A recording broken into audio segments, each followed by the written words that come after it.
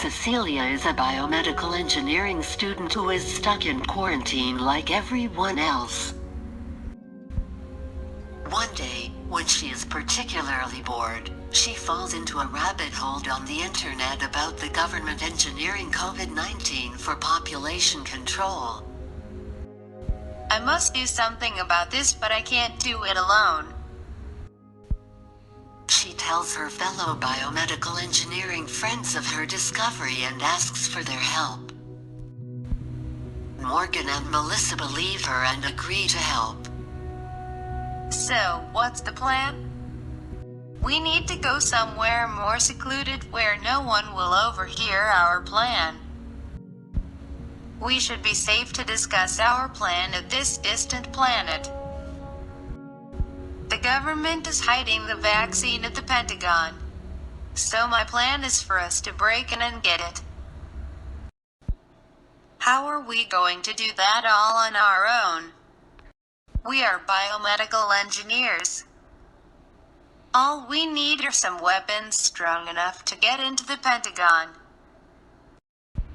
The girls then proceeded to design their weapons using their biomedical engineering biotransport phenomena knowledge and the fancy technology they got from the planet they visited. These tools will make creating our weapons fast and easy. Yeah, once we figure out how to make them, the Pentagon won't stand a chance. Once they finished planning and built their weapons, it was time to test them. They practiced using their new biomedically engineered weapons. Morgan and Melissa use posters for target practice, while Cecilia practices her fighting skills with her hammer. They also created hero costumes for themselves to optimize the use of the special abilities of their weapons. And to look cute, of course. Morgan's weapon of choice is a bow and arrow. To not cause any serious injury, the tip of the arrow is blunt so it won't pierce skin, but it will still be strong enough to stop someone in their tracks. By assuming that pressure is equally distributed and density is constant across the cross-section of each blood vessel in her body, the momentum equation was able to be used. The system is Morgan's body and weapon.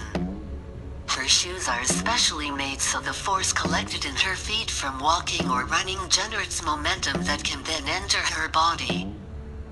The new input momentum acts as the driving force for convection in the walls of Morgan's vessels, as opposed to heat. Because the body's circulatory system is a closed loop, the overall accumulation of momentum must be equal to zero, otherwise Morgan will combust. Morgan's gloves have been specially designed to act as the net outlet of her body by offering the least amount of resistance, so the momentum energy flowing out of the vessels will be drawn to them. The excess momentum applied to her vessel walls will be redirected to the gloves as well, helping provide extra power to her arrow and prevent her blood pressure from increasing too much. Melissa's weapon is a laser gun that stores thermal energy and converts it into a laser beam that shrinks whatever she shoots. To not cause permanent damage, the miniaturization is temporary. She has a specially engineered fabric in her clothes that stores the thermal energy produced from sunlight or fluorescent light that reaches her clothes by radiation. It is assumed that metabolic energy production, rate of evaporation, and rate of respiratory heat loss are negligible. Cells lies under heat, so there must be no overall accumulation within her body. To harness thermal energy, it is first absorbed by her clothes. Her clothing is in direct contact with her skin, so the heat is transferred from her clothing to her skin by conduction. The specially engineered gloves Melissa is wearing provide the path of least resistance, allowing all of the heat to be stored in her hands without burning her skin. Her laser gun directs all incoming thermal energy to the barrel of the gun by conduction. Cecilia's weapon is a hammer, inspired by her favorite superhero, Thor. She spent too much time watching Tiger King during quarantine, so she was too weak to lift a heavy hammer. She decided to develop a lightweight hammer that can still pack a mighty punch by using an exothermic reaction to power her hammer.